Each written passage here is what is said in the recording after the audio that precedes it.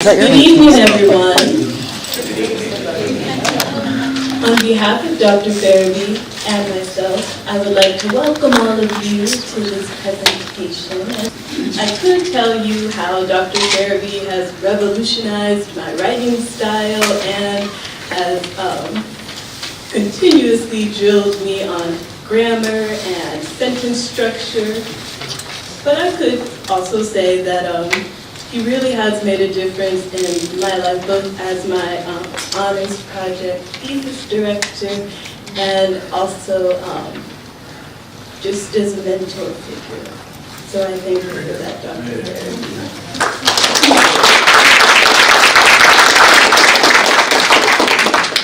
For those of you who don't know me, my name is Sydney McCall, and I've had the privilege of following Dr. Ferebee around from class to class for the last 4 years.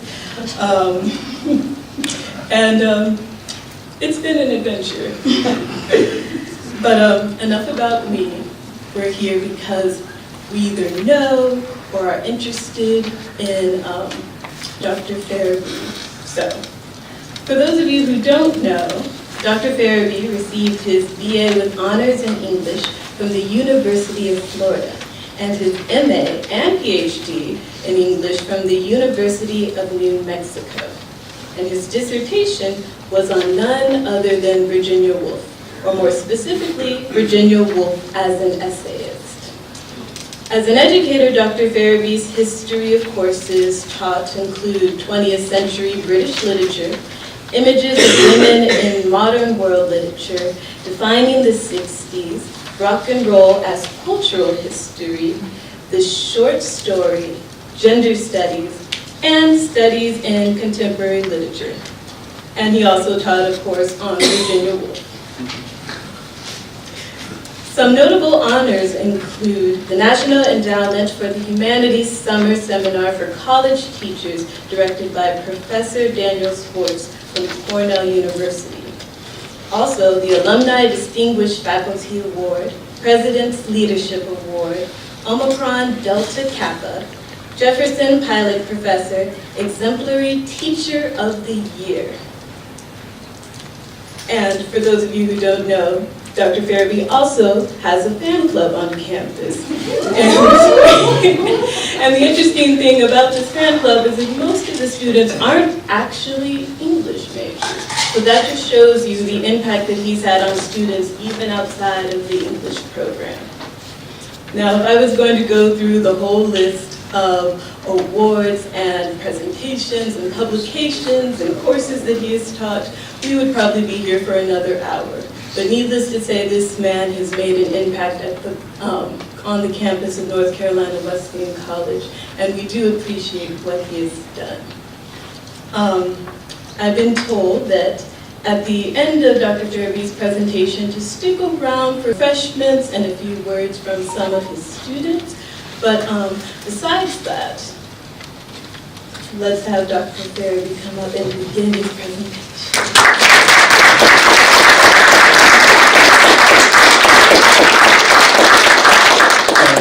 I would like to start by recognizing some people in the audience.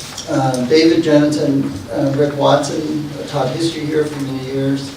And I would say that everything I know about being a faculty member at a liberal arts college, I learned from those two gentlemen, Terry Smith, an English teacher, Linda Flowers, an English teacher, and Daisy Thorpe, an art teacher. They were the leaders of the college when I got here. And to tell you the truth, I still feel like the little kid in the room when they're here. But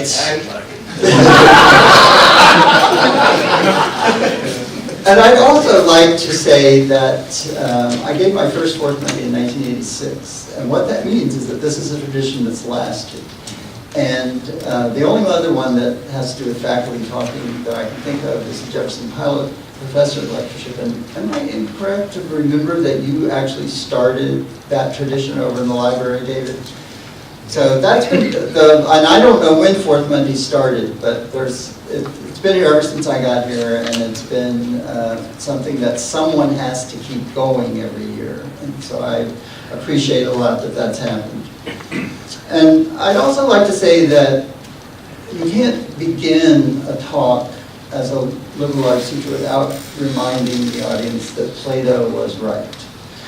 That the human imagination is dangerous.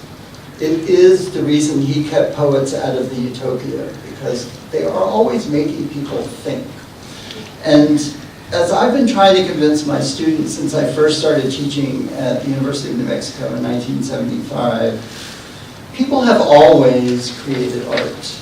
My humanities students will remember that I always start their art history with the rock carving called the Venus of Willendorf, and we try to figure out why would somebody in the cave be carving this piece of art and not hunting and gathering. Why was it important that the culture was willing to let somebody sit around and carve a rock? And art has always been there. And luckily, I cannot be refuted on this next statement because it's prehistoric. I'm convinced that literature was created by women trying to get their kids to go to sleep in the caves. So they learned how to speak in rhythm that soothed the child in order to go to sleep. It's possible that it was created by men bragging about their big hands. But I like to think that it was created by women in the caves. And ever since then, telling stories has defined humanity. It's the reason that we are here today. It's the reason that we do most of what we do. It's the heart of who we are. Fiction is the art, I think, that raised us out of the muck. And I've spent most of my professional and my personal lives studying narrative. Even the history of my Fourth Mondays is a kind of a narrative. I started in 1986 talking about Virginia Woolf. I had that postgraduate school zeal that led me to believe that if I just talked enough about Virginia Woolf, everybody would go read her. 4 years later, I spoke about how cultural criticism in the 1960s, and then later I talked about how to use rock and roll in a college classroom. I'd like to say that those are the result of honors classes, and being a part of the honors program at this college has always been one of the most valuable parts of my experience. Later, I talked about Virginia Woolf again, and at my Jefferson Pilot lecture, I talked about British modernist fiction. And the last time I talked to you, I had just finished a project on women writers of the 1950s, which I started because of something that one of my other colleagues, who's retired, Vivian Anderson, read something that made me start thinking about women after World War II. And this latest project is the result of having read a couple of books by British writers that were about immigrants. And so I read Rose Tremaine's The Road Home, which takes place after the EU. And it's about an Eastern European migrant coming into England and learning how to live or not live with the English. And another one about an African immigrant coming into England, learning how to live. And I got interested in the idea that the people who migrate to England then try to write novels about it. And after World War II, the British, and some of this is on the timeline that I put on the back of your handout, because I don't do PowerPoint. It's like I keep telling the students, the only thing that's going to move is me. So in 1948, after the war, the British passed a law that made everybody in any of the colonies a citizen of Britain, which meant if you were in Jamaica, if you were in Nigeria, if you were in India, Pakistan, you were a member of the British Empire, and you could come without a green card problem to work in England. And they needed you to come to work because most of England, as you know, had been either destroyed or harmed by the Second World War.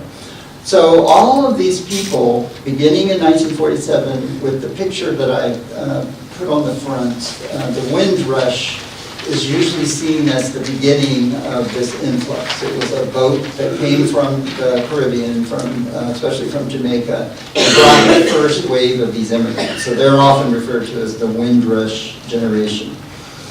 But these people came from India, Pakistan, Trinidad, Barbados, Jamaica, Guyana, Nigeria, Zanzibar, Kenya, Sri Lanka, Australia, New Zealand, South Africa, even some Irish came. And they came expecting to be greeted as equal citizens. They were, after all, simply moving from one part of the British Empire to another. But as Carol Phillips said, they discovered that the mother country had little, if any, desire to embrace her colonial offspring. They were not met with open arms. In many of the novels, even if the writer remains optimistic about the potential of England, are negative pictures. In a recent novel about a migrant from Zanzibar, Gravelheart, the narrator is still asking himself, Salim Masood Yaha, what are you doing here? And by the way, I know there are two spellings of this poor guy's name out there, and all I can say is the computer did it. So there are four kinds of these novels. There are the, and by the way, I am not sure what to call the traditional British. Even the term traditional British doesn't work. I don't want to say white British. I don't want to say, I just haven't figured out what to call the Brits. So I'm just going to call them the Brits. That means the people who were there before this big influx. And the first kind of novel is when they went to the colony. And of course, Joseph Conrad's Heart of Darkness is the main example of this. But you have lots of people who were in the colonies who wrote about what it was like to be there.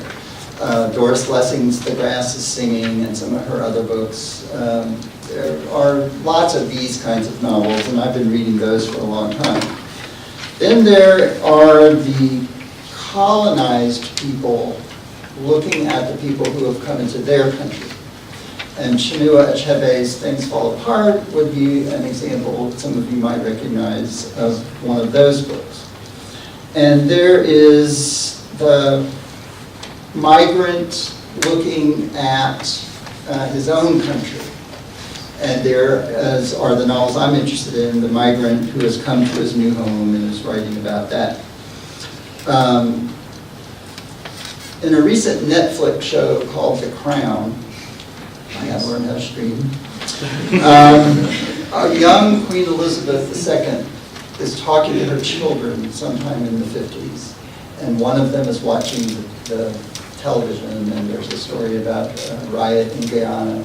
And the child, probably Charles, asks her, what's happening. And she just dismisses the entire idea of independence in all of the colonies by saying, wow, they have some silly idea about independence. And that woman is still on the throne.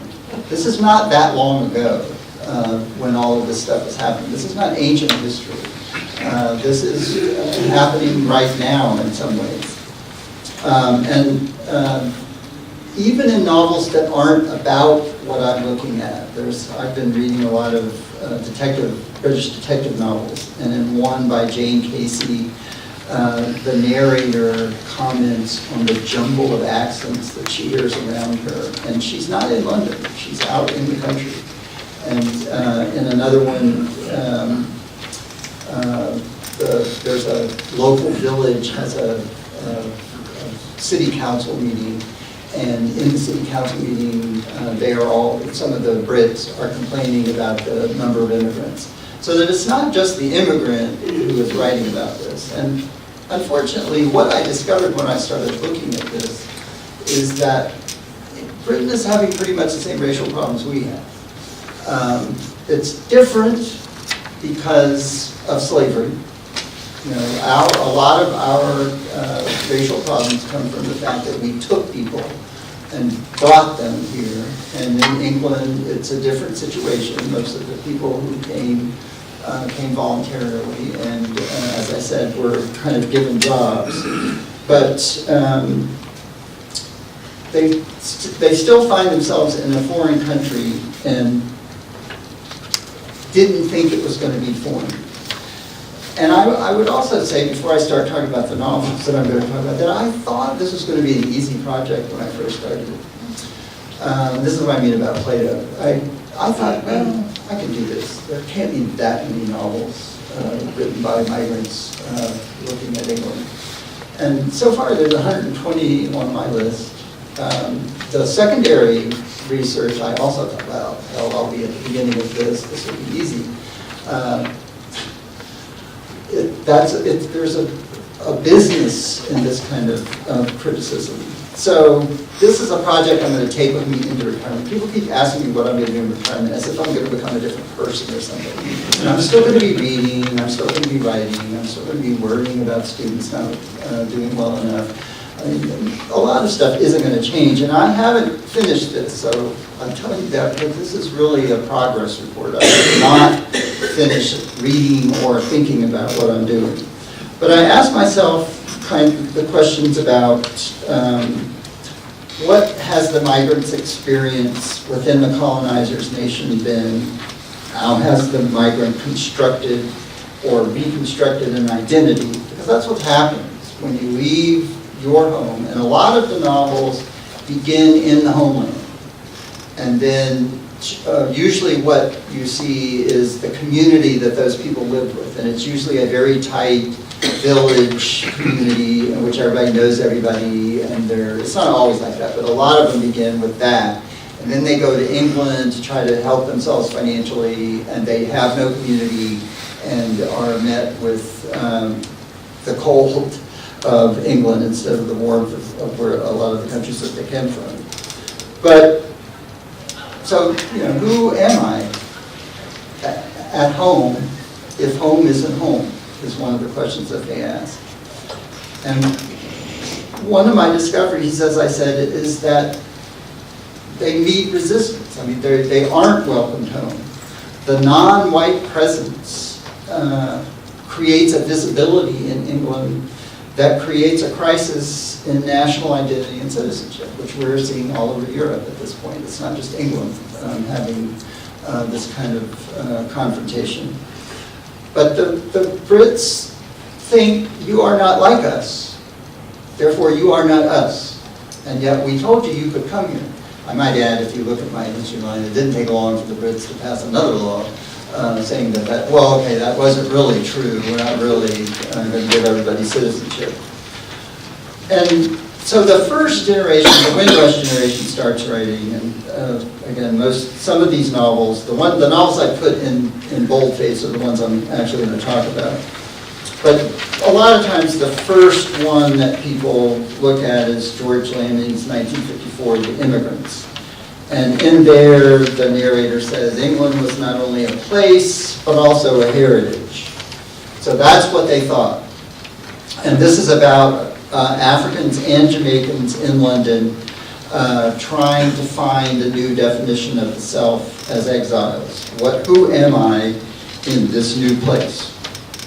That's why it works so well in fiction, because in a way, that's the question that fiction asks, who am I? And I think we read fiction to a large extent to find out what other people's lives are like. And so the Lamming book is not a very positive portrayal of what happens to these people when they get there. And housing was very short. There weren't very many buildings that weren't damaged in the first place in London, unless you were rich. If you're rich, you're fine. Okay, let's just put them aside. I'm talking about the working class people. You get to England, even if you were a PhD or a rich businessman back in your home country, you get to England and you're going to have to take a working class job. And you're going to have to find a place to live. And so you're going to have to find a house that's been cut up into flats. And you're going to have to find one that's been cut up into flats and is run by someone who doesn't mind renting to people from the colonies. I tell my students that there's a famous sign that they used to put on their doors: no coloreds, no dogs, no Irish. And the Irish are at the bottom for a reason.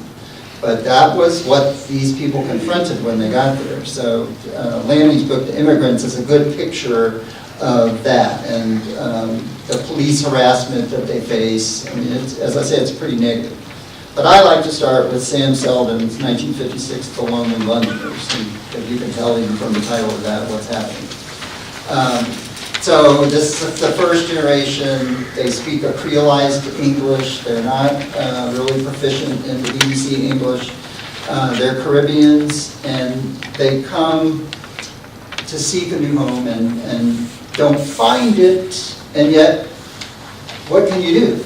You form some kind of home when you're there. So his is a really good picture of how, even though you can't be accepted by the majority culture, you create a culture. And of course, this will become what England is now. Those people will not leave, and they will have created a community. But this is the story about a guy named Moses and another guy named Galahad. So we have a little symbolism going on.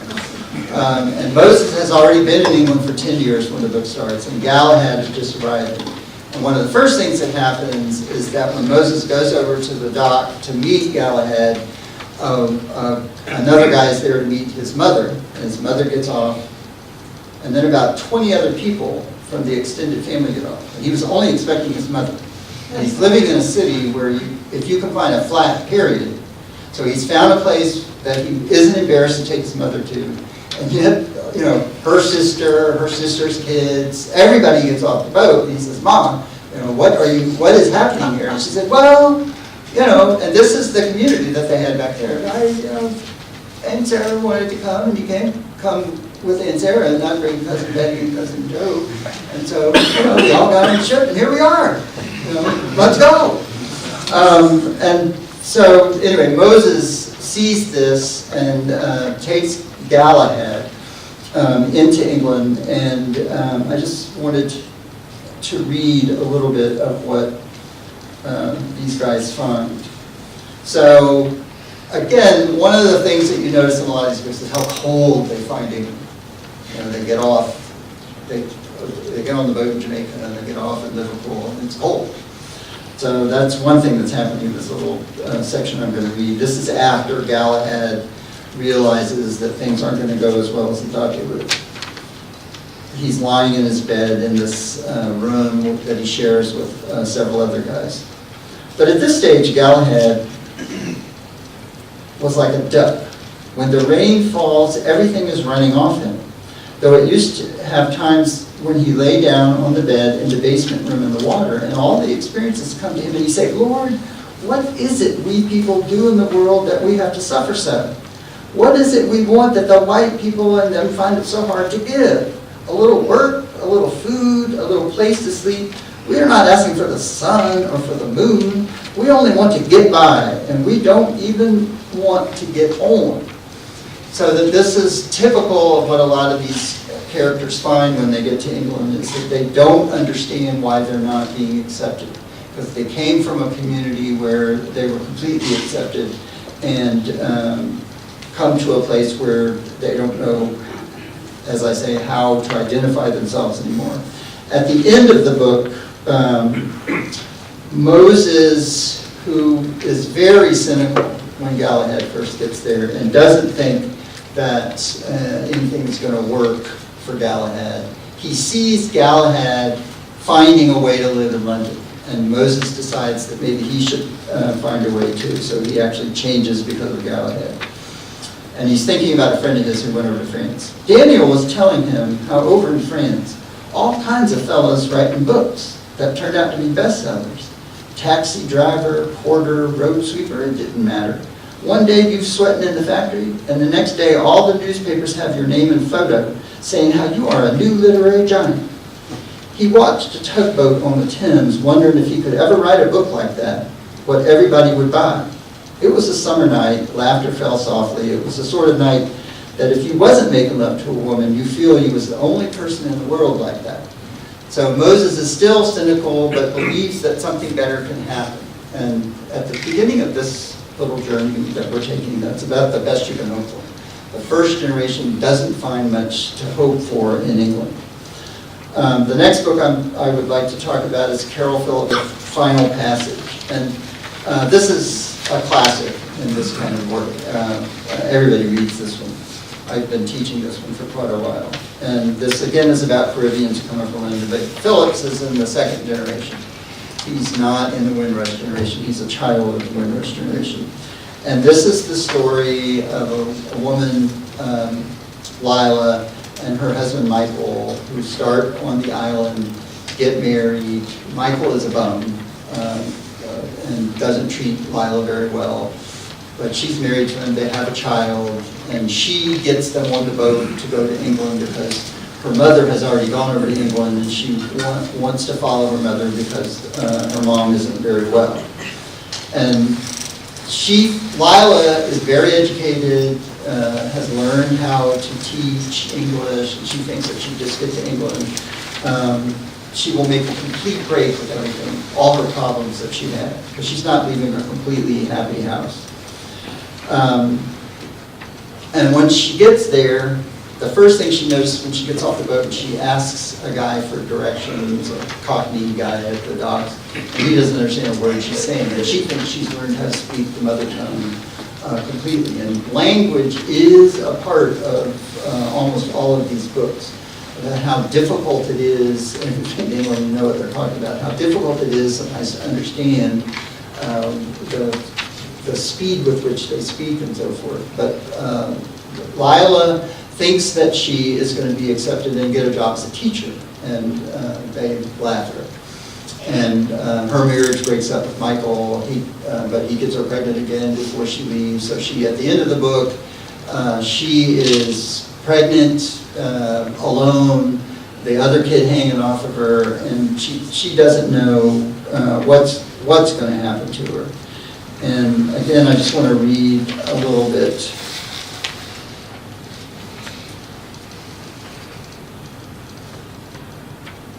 Perhaps, thought Lila, she just wanted to walk across Michael's body like an English country she had never explored. Lila tried hard to picture what she looked like, sure in her mind that she would resemble the women at the bus stops, swathed in winter coats which hid bodies so shapeless it looked to her as if though they concealed sacks of potatoes. And she was sure she would be like the other English women she had seen, who always seemed to comb their hair when colored men were around, or smiled their crooked smiles, their lips like dried wood, as if they were trying to attract something. Lila did not understand these women except as a threat to her. But what it was they were threatening, she was not sure, for she only had one man, and she had barely held on to him back home, where the likelihood of a white woman taking her husband was remote and beyond consideration. But when she thought like this, Lila knew she was lying to herself, for the thing that stopped her looking in the mirror on a morning was that what was being threatened by these potato women, that was herself and what she was. If it had been simply a question of Michael, then these women would have left her mind less troubled. Lila noticed that a white person's face holds thin and visibly red veins, split and tired, scratched all over it like a map with only the smallest rivers marked upon it. It sports cracked, thin lips drained of blood, and from the legs sprout small feet, even if the toes are big. In England, Lila had suddenly found her light skin starved of the sun, growing paler by the day. But she was more colored than she had ever been before, and not shame exactly, but feelings of inadequacy prevented her from looking into the mirror. So that she discovers her own darkness, even as she is becoming paler and paler, because that's how the white people see her. And so that book ends very negatively. They don't all do that. The next writer I'm going to talk about, Qureshi and the Buddha of Suburbia. Qureshi believes, and he's still writing, he believes that all identities are fluid.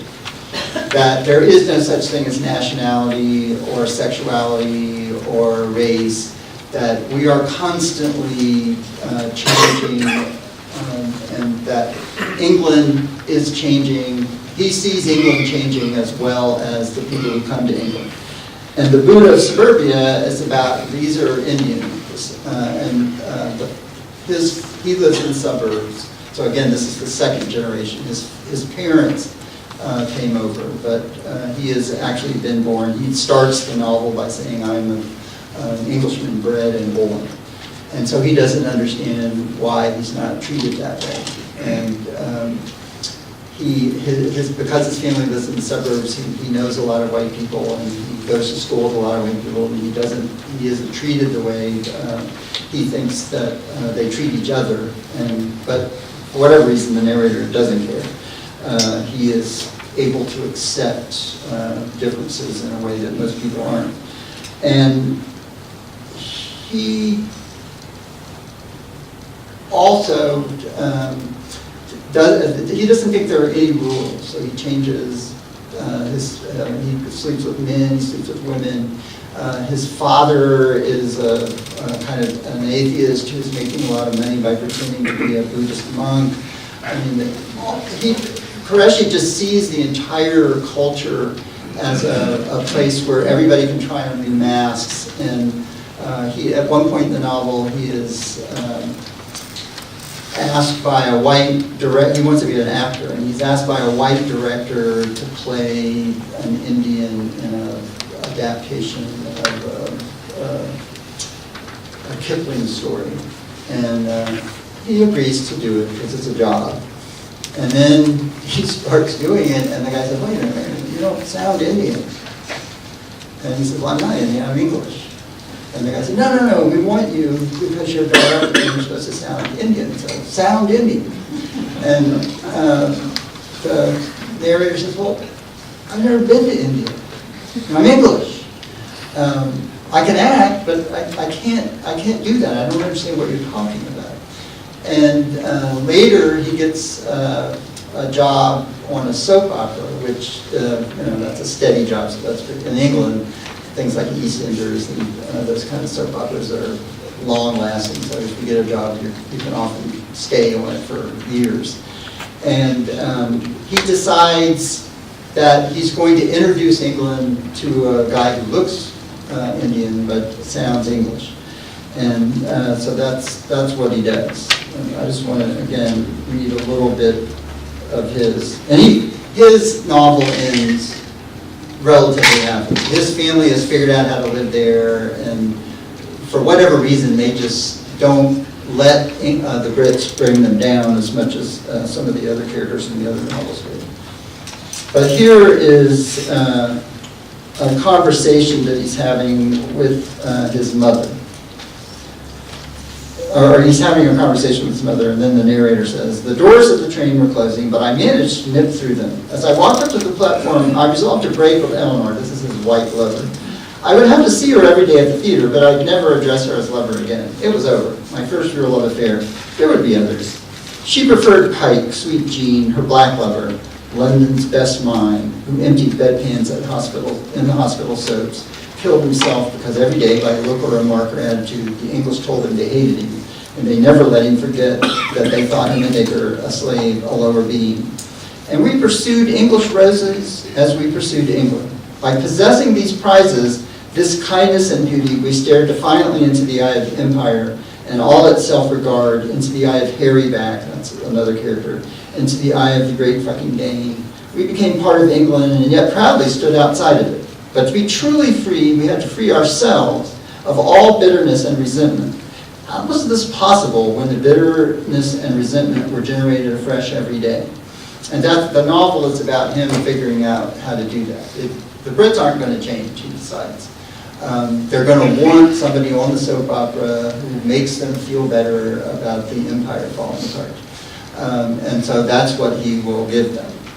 And Qureshi has, as I say, he's still writing and he's still exploring the same subjects. Another generation passes and you have Zadie Smith's White Teeth. Now, Zadie Smith wrote her novel as a senior in college. Became a bestseller. She's rich by the time she gets through. Now she is going to Cambridge, but she herself admits that the novel is not completely successful. It was the first novel, and I actually prefer some of her later novels. But White Teeth is perfect for what I'm talking about. It's about a white guy and an Indian guy who are in the same tank during the end of World War II, and they become friends, and then the rest of the story is their raising their children and so forth in England. And Smith takes Qureshi's idea that everything is fluid to a new extent, and this is typical of the next generations, that you're not stagnant. You don't have to be Moses at the end of the Lonely Londoners. You can move on, but you have to quit caring about what other people think. They're not going to welcome you with open arms. It's over. That is a dream that's not going to work. I haven't seen anybody who thinks that it's going to work, except a couple of Brits who write kind of fairy tale novels. Anyway, White Teeth has these, the white guy marries Jamaican, and the Muslim guy marries, in an arranged marriage, marries his wife, and they raise their kids. And most of the novel is about the kids. And so you have the first and second generation migrants struggling to either maintain the tradition or to break free from the tradition. So you have Samid, the Muslim character, freaks out about he has twin sons. He freaks out that they're becoming westernized. And he says at one point, "I give you a glorious name like Magid, Mahmoud, Merced, Mustab, and Iqbal, and you want to be called Mark Smith?" So he sends that kid to Pakistan to learn how to be a Muslim. He comes back from Pakistan more English than David Niven. You know, he's an atheist. He's completely taken over by Englishmen. The other twin that Samid had kind of given up on and remained in England, he actually becomes a fundamentalist Muslim and joins an organization called Keepers of the Eternal and Victorious Islamic Nation, or KEVIN for short. And he admits that they have an acronym problem. He, for instance, participates in burning Salman Rushdie's novel, The Satanic Verses. So the one kid that stays in England becomes a fundamentalist Muslim, and the kid that is sent off to become a fundamentalist Muslim becomes a Brit. He comes back in a white suit as a lawyer, and will have nothing to do with any of the traditions. So Smith, and she herself says that the novel is a utopian view of race, that she admits that it's much too optimistic because, and there are a whole bunch of other plots in the book, by the way. She goes against technology, she has everything you can think of, and that's one of the problems with the novel, is that she tried to dump everything into the novel. But it was the first novel, and I think she's gotten a lot better. But she creates a novel in which at the end of it, you get the sense that these people are working out how to live here. Again, she's dealing with third generation now. So these are the grandchildren of the Windrush generation. And some of them are going to become English, and some of them are going to become Muslim. Another book written about the same time is Monica Ali's Brick Lane. This got made into a movie. Again, this is was a bestseller. This is about Bangladeshis. And again, a woman in an arranged marriage is sent from Bangladesh to London to marry a guy that's 25 years older than she is. She has a couple of daughters, and he refuses to allow her to live outside of the apartment. And her life is very constricted. The daughters, because they're going to school, become very westernized. And you see this a lot in these novels too, where the man will try to control the behavior of the females. And that woman from Bangladesh, she thought that's the way it was supposed to be. I mean, she didn't know how to question that until her daughters started coming home from school and asking questions. And so eventually that woman starts her own sewing business. She does it out of the apartment, but a man has to come to the apartment and take the clothes to the shop where she sells them.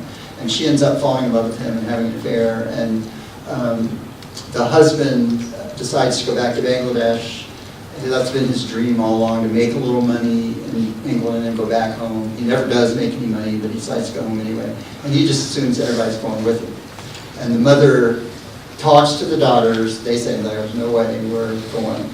And the mother says, okay, well, we're not going. I'm going to earn a living sewing, I'm going to get you through school. And everybody expects her to go off with the guy that she's fallen in love with. But she breaks with him too. So she learns, and she goes outside of the house and starts working in the store. So she learns how to be an independent woman. And so she doesn't quit being Muslim. She doesn't disrespect her husband, except that she had an affair. But she learns how to be herself, and she does it through her daughters. So again, that book has a relatively optimistic ending, but she also gets letters from her sister that she left back in Bangladesh, who has become a sex slave. And she gets all these, so the whole time you're seeing Nanzine's story, you're also seeing the sister's story back in Bangladesh. And when the husband goes back to Bangladesh, Nanzine says to him, find my sister and take care of her, and he promises to do that. So it's just one of those novels in which you get a feeling that maybe by the third generation things are working out. Andrea Levy's Small Island is also about the Caribbeans, and she creates a story in which, like Lila in A Final Passage, Hortense she's been a teacher for a long time on the island. She comes to England, she goes over to the school system and says, here I am, I'd like to start teaching. And they look at her, that they see a dark person who's not dressed. She's dressed up like you would in the 50s. So she's got the hat, the gloves, the whole kind of school marmy 1950s outfit. And the woman that's interviewing her is dressed in jeans and a t-shirt. And so there's no way they're going to hire this poor woman. But she ends up living with a woman who had a child during World War II. Her husband was off fighting the war, and she thought he was dead.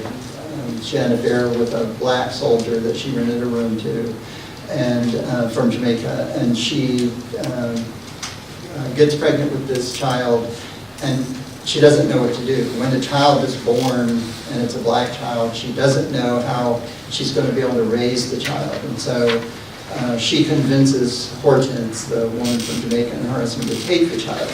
And it's kind of heartbreaking at the end of the book because the white woman doesn't think she has any choice. She doesn't see how she can live in her working class neighborhood with a dark child. This would be in the 50s, even though the book is written later, it's set in the 50s. And Hortense, who's been fighting with this woman ever since she got there, finally decides to take the child and go and live in a section of London where there are more people of color that the child can live with. And Hortense, the novel begins with Queenie as the white woman. As a little kid, she was taken to a festival outside of England at Wembley. And it's kind of like sounds like a carnival, and there were different nationalities represented. And I just want you to read, this is the woman or the girl, once she becomes a woman, has to give up the child. But her father's taking her around, and they come up to the part of the carnival that is Africa. And so there's a big African man there in an African outfit, and the father, this is what happens. Emily giggled. Go on, Queenie, kiss him, kiss him. The man was still looking down at me. I could feel the blood rising in my face, turning me crimson as he smiled, a perfect set of pure, blinding white teeth. The inside of his mouth was pink, and his face was coming closer and closer to mine. He could have swallowed me up, this big man. But instead, he said in clear English, perhaps we could just shake hands instead. And she had been told by her father not to even speak to him because he can't speak English. He's African. And so this is a guy from one of the colonies who's learned how to speak perfect English. So that's the woman who grows up and thinks, I cannot raise this child even though she had loved the man that she conceived the child with and didn't love the husband, she just didn't understand how a country that told her black people can't even speak, much less think and feel and be human. Our two later novels, The Year of the Runaways and Gravel Heart. The Year of the Runaways, you're now dealing with sometimes the fourth generation. And now you're getting more and more novels by people who are still migrating. So instead of 4 generations in England, this is somebody who's coming over to England and meets people from his home country who have been there for 4 generations and now think of themselves as English and don't really want any more trouble from the new migrants. And so The Year of the Runaways is about a group of Indians and Pakistanis in Sheffield. And they each there are 4 of them. Each person has its own story. Each novel gets its own part. And the character I want to just talk about for a minute is a British-born Sikh woman who has agreed to be the visa wife for a Muslim guy who has had this horrible experience of being tortured back in the home country. And so she sees herself as a devout Sikh, but she is willing to break the rules and help this other person because she doesn't think anybody else will. And so that's a Brit, a white person who's helping him. And Gravel Heart is about this Zanzibar immigrant who comes to London and again tries to figure out how to live there. He's the one, it doesn't work for him very well. He's the one who says, what are you doing here? I mean, why have you done this to yourself? But after several years of not being very happy here, but having affairs and having jobs, he goes back home to his father's funeral and realizes that that's no longer going to work either. So he's kind of split in between the 2 places. I want to bring Doris Lessing into this before I finish. Doris Lessing, in her 2007 Nobel speech, Doris Lessing was born in Persia or Iran, raised in Rhodesia or Zimbabwe, and then moved to England in the late 1940s and lived the rest of her life in England. But she wrote about Africa for the rest of her life. And when she won the Nobel Prize, instead of talking about herself or talking about England, she described first a friend who was trying to teach in Zimbabwe in the 1980s, and she went to visit him, and there were no books in the classroom, none. And the students said to her, you're a rich white woman from Africa, send us books. So she comes to London right after that and talks to a boys' school in London. It has beautiful gardens and buildings, and she goes into she gives the talk, and then she's talking to some of the teachers, and she's telling them about the students in Africa who had no books at all. And the teachers say, well, we have a really good library, but nobody goes in. Nobody uses the books. And so she's horrified at the disparity between the 2. And she goes back to Zimbabwe later, and she describes him 30 years later, or 25 years later, still classrooms without books, no atlases, no maps, so that they don't, the students back in England are not taking advantage, and the students in Africa don't have any. And she talks about how astonishing the phenomenon of seeing this hunger for books in people that she says can be seen everywhere from Kenya down to the Cape of Good Hope. And she knows a writer from Zimbabwe who taught himself to read from labels on jam jars. And he found a discarded children's encyclopedia in garbage that the white people had thrown away. And she said, this is not uncommon. She tells the story of a girl who reads a torn-up copy of a third of Anna Karenina. The reason it's a third is that the rich white guy who wanted to read it on the airplane tore it into 3 so they didn't have to carry the whole book at once. And then as soon as he read it, he dumped it. And it ended up in this store where this Zimbabwean woman with her kids have come in to get water to carry back to the house. And while she's in the store, she convinces the store owner to give her 15 minutes of reading this book.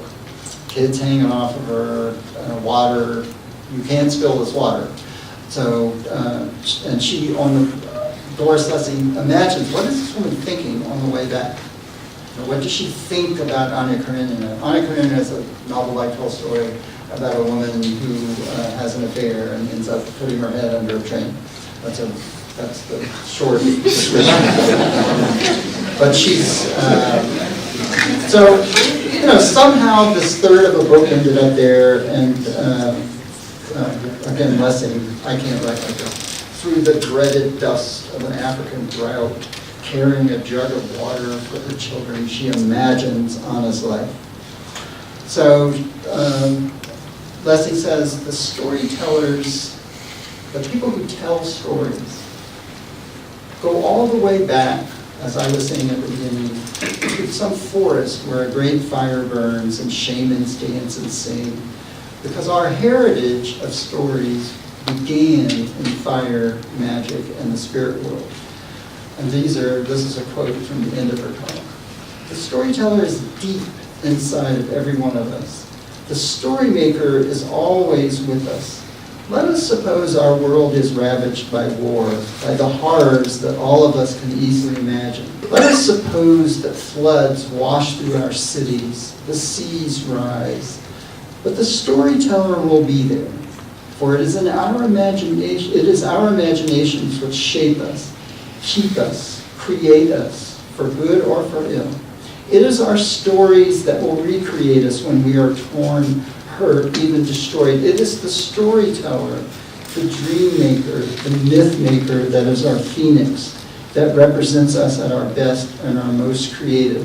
That poor girl trudging through the dust, dreaming of an education for her children. Do we think we are better than she is? We, stuffed with food, our cupboards full of clothes, stifling in our superfluities. I think it is that girl and the women who were talking about books and an education when they had not eaten for 3 days that may yet define us. And that's a good note to end on.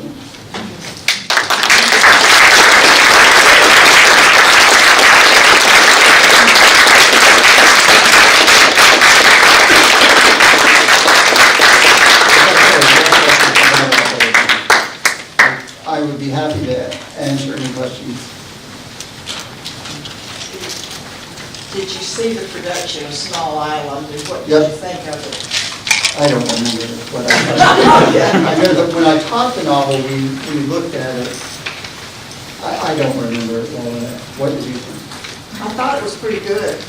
I had not read the book, though. I don't have a bad taste in my mouth when you bring it up. So I really don't remember it very well. The White Teeth has been made into one, a bunch of this stuff has been made. And of course, the stuff that's written by the colonizer is famous masterpiece theater stuff. The Raj Quartet, there's lots of that stuff. That really looks good. But they're doing some of this stuff now. Did you, looking at the historical events and, Is there a mistake? now, Okay. but the Race Relations Act outlaws racial discrimination in public places in 1965. That was around the same time as the Civil rights movement, yeah. Is there any influence of the civil rights movement, saying we don't want to be like the white people in America or anything like that? Yes, bless their heart. I was looking something in the Brits here. The Brits always think they're ahead of us, but it was because I think that they saw what we were doing. That people in England, that was from the ground up. That was not Johnson doing it.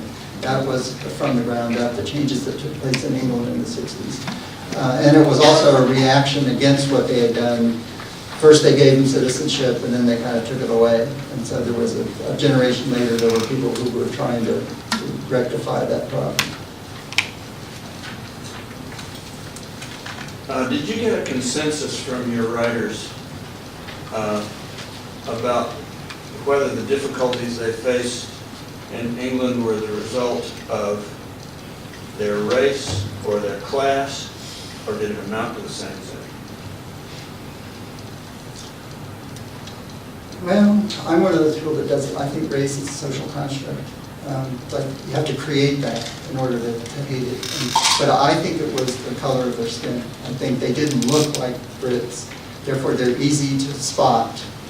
And then they started taking jobs. So I think it's very similar to what happens here. Once they're there and they start taking lower paying jobs, and you still hear Brits now complain about the taxi cab drivers and the people who run the 7-Eleven stores always being from somewhere else. But even if they were white, taking those Like jobs, South Africans. if they're white, non-Africans, taking those jobs, upper class England would still discriminate. Again, the rich people are fine, Rick. I know they They are benefiting But they're off both of, racist, but they're, they're both yeah, they're racist racist, and but they are classist. benefiting economically off of these people. So I don't think the upper class, that's why I think it came from the ground up, not from the top down, the way it did here in a way. I know that's the only way of looking at what happened here, but I think that the British people, it's like, the way I explain it is that they needed them for labor, and they had always been good for labor. The labor, well, I don't mean the Labor Party, but they were good for working. And I think they thought they would go home. The white people who write books about this are so shocked that they're still there. But I don't know what it is, what makes people prejudiced, ignorance. I'm not quite sure how to answer the question, but it seems to me that when you read this stuff, it is the color of their skin that they talk about, or their language. So even a white South African doesn't sound, or a white Australian doesn't sound, and an Irish doesn't sound British. So it's difference. Is suspect, I guess. Being a person completely without prejudice, I don't know how to explain it. Anybody else? Sydney? Be careful, I haven't read it. You noted earlier that here in the United States there are some similar problems that over in England regarding immigrants. In your research, did you peek at any American literature about immigrants, or did you? Yeah, I could have done this on that too. And in my humanities classes, I've been doing that for years. The last novel the honor students read at the end of the year is usually a book about some kind of immigration problem or confrontation that's happening. Not the year we did the apocalypse. Although, weren't you surprised when you turned out to be a black writer? I have my ways. But yeah, sure. There are lots of novels written by all of the immigrant groups, and we will continue to get those. We have not started getting the novels about what's going on right now in Europe or in the United States, but we will. I mean, that's my point of bringing up Doris Lessing's idea that the storyteller is always with us. We're going to tell those stories, so somebody's going to tell those stories too. And that's in regards to the refugee influx? Yeah, the amount of migration that's going on now. Salman Rushdie called the 20th century a century of wandering, and the 21st century is almost going to be a century of panicked wandering if something doesn't change. But we haven't started getting that fiction yet. Is there a note of gratitude in any of these novels that these people come to England, they encounter hardship, prejudice, they also presumably find better lives, or they wouldn't have stayed? England itself is dealing with all of these problems, trying to assimilate all these people. Is there a recognition that England has offered them something? Yeah, a lot of them realize their lives are better off economically. But you can't live only on a paycheck. You need a community, you need to be able to walk down the street and not be spat at. They're bitter, most of the ones I read. And there probably are some, but they're probably not very good. But the better ones still stay. Well, I didn't bring this up, but a lot of the newer ones, they're going home again. Because the original idea is usually to make some money and go home. That's the original, that's what usually, but they don't make any money. So they end up having to stay because they can't afford to go back home. Or, like the guy in Brick Lane, he is embarrassed to go back to Bangladesh because he told everybody he was going to come back, a rich, successful British businessman, and he drove a taxi cab. And hardly could afford the flat and raising the 2 daughters. And so even though he does go back, a lot of them are too embarrassed to go back or can't afford to get there. And there are also civil wars that take place while they're gone and that kind of stuff. But yeah, a lot of the characters, like the guy in Buddha of Suburbia, he's perfectly happy being a middle-class suburban kid. He likes being British, and one of the guys in White Teeth, and they don't complain about being British. They're happy, and they know that their lives are physically better than they would be if they went back home. And a lot of, like the woman in Brick Lane, she can't go back to Bangladesh and be independent. She has to be in England if she's going to raise her daughters the way she wants to be independent thinkers, and to think of themselves as someone who's going to have to earn their own living.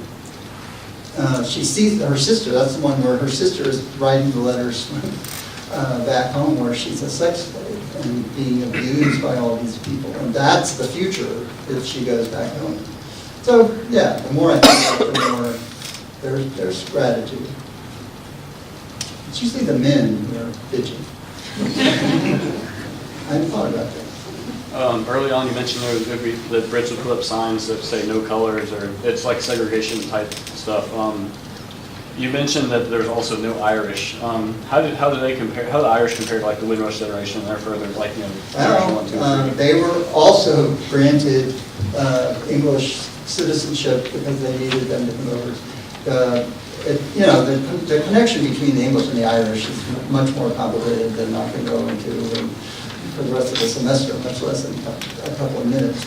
But and what was going on there is the English really didn't want a big influx of Irish after the war. And they listed it in that order because they would rather have the people from the colonies, whom I still think they thought would go home, but the Irish wouldn't. So the prejudice the English have for the Irish is, as I say, very complicated, and all of those things are irrational. You can't really explain them. Anybody else? Another question. I was looking through one of your secondary sources, and I saw that Cambridge opinion into British, Black, and Asian literature. And that made me think the first time I was reading the BBC how confused I was when they were talking about Asian neighborhoods in London, because I always think about Asian, the American way, East Asian. And then, it only took me a little while when they're talking about Asian, they're really talking about South Asia. They're talking about the British Asia, which is India and Pakistan. And, did you think about, the difference, how that word is used, the British word for Asian and the American word for Asian are very different things. No, I hadn't thought about that, but I will. It's very interesting, Mr. In other words, I don't know how to answer that right now. All right, well, once again, thank you.